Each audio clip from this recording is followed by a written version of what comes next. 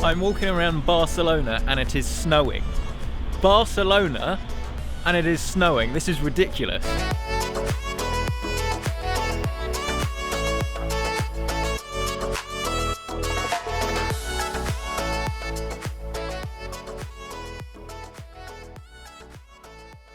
Dramatic entrance. This is a good entrance. I'd wager that. Hey, what is up guys? How are we doing? And welcome to a video about MWC. Whoa, that was ages ago. That's old news, man. I've heard everything there is to hear. Why are you doing it now? I'll tell you why. It's because I've been traveling non-stop and I didn't want my thoughts to go completely unheard because, to be honest with you, I've actually been a little bit disappointed with MWC. It was the first one that I've been to, but I came away after looking at all of the stuff just thinking that there wasn't really anything that made me want to swap out my Pixel or Galaxy S8. It wasn't all doom and gloom because I really did like what Huawei was showing off at the show this year, which was the MateBook X Pro. And this is a sleek notebook that's definitely rather MacBook-esque, and it sports an almighty 91% screen to body ratio, which is pretty stunning when you see it, and it really does scream elegance. And when you combine it with the 3000 by 2000 LTPS panel, so similar to an IPS, you have something that's just remarkable to use, and it's quite a powerful machine too. It can be spec'd up with an i7-8550U processor and an NVIDIA MX150 graphics chip, but it is unlikely to challenge the Microsoft Surface Book and then the Apple 15-inch MacBook Pro when it comes to the most demanding applications, as they can be spec'd up even higher. Pricing does look quite promising though, with the MateBook X Pro starting at €1,499. Expect a full review of this very soon, so do stay tuned.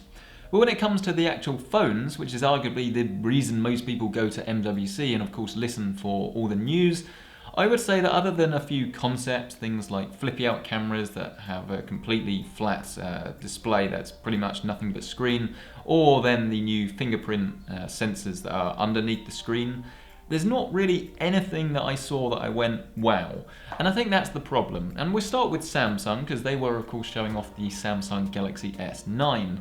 And this was probably one of the best, if not the best phones at MWC, but it very much was just a S8.1 in a way, because there wasn't really that much that was changed about it. As you'd expect, the phones are of course more powerful than ever with the latest chips, and Samsung has listened to our feedback and moved the fingerprint sensor below the camera.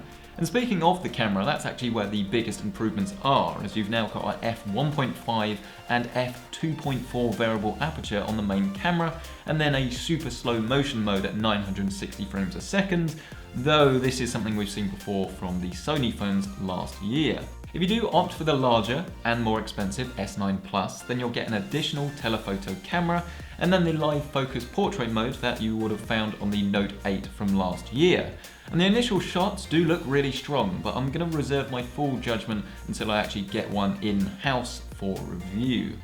Now, on a more budget-friendly note, Asus was showing off the new Zenfone 5, and this is going to be for people that want to spend a little bit less, but of course not lose out on features. It comes in two variants, with both sporting a long aspect 1080p screen that isn't OLED, but it can display 100% of the DCI P3 color space, and in real life it actually looks really good. Performance was slick too, and you do get the option of flagship specs if you go for the more expensive 5Z model, though that will be competing directly with the OnePlus 5T, and then you can also choose better value internals if you just opt for the regular 5. Either way though, you'll be in the notch club, as it's a clear nod to the iPhone in terms of aesthetics, and while some people will love it, I'm sure some people really won't either. It does feel really light in the hand, and it does come with a super wide angle lens in addition to a standard telephoto. I should be getting a review unit in a few months' time when it launches, but it does seem to be quite decent for a mid-range phone. It's just, there's not really anything about it that looks unique, it's just high-end features almost brought down to a more accessible price point, as the 5Z will retail for $499, and pricing, while yet to be confirmed on the 5, sort of expect something around the £400 mark. Now, Nokia were showing off loads of new phones at MWC with the rather crazy looking retro banana phone. Hello? How's it going? The Nokia 7 Plus, and then the flagship Nokia 8 Scirocco. Both these phones run stock Android, which is a real win for those of us that value streamlined design and performance over additional features.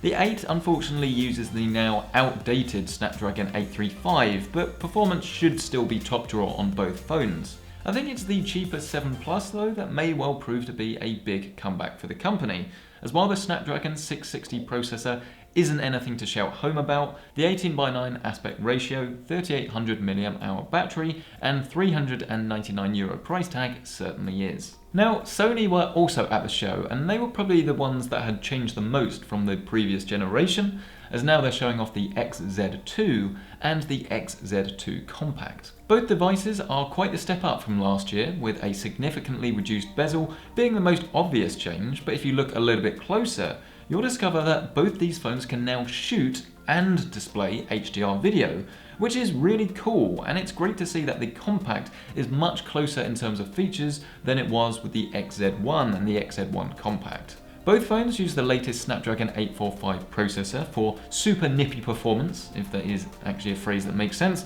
and then they both have fingerprint sensors on the rear, but sadly the headphone jack is now AWOL. But don't be too disappointed, as wireless charging is now present and correct on the larger size phone, as it has a glass back, but the Compact unfortunately doesn't. Realistically, while it's nice to see companies like Nokia and Sony catching up, and then Asus having more budget-friendly phone, same with Nokia, it's almost disappointing that at the flagship side, we're not really seeing anything that is a must-buy this year. Don't get me wrong, the S9 really does look very good, and if you're running off something like the S7, then it's going to be a big step up. But if you're like me, and you are currently running something like the Pixel or any really flagship phone from last year, I don't think that yet we've seen anything that is going to make you sort of reach for that upgrade button, especially as the S9 is even more expensive than it was last year, and in terms of features, you're not really going to be gaining that much. But that's just my opinion. Maybe I'm completely wrong. Maybe I'm out of touch. I don't know. Let me know down in the comment section below, because I'm really interested to hear your thoughts, because I guess you almost know more about this than me. I don't know whether I should be admitting that. But anyway, a massive thank you for you guys for checking out this video. If you've liked it, hit the like button. I'm sorry if there's a little bit of echo, but hotel rooms, there you go. And yeah, subscribe for more videos just like this, and I'll catch you in the next one.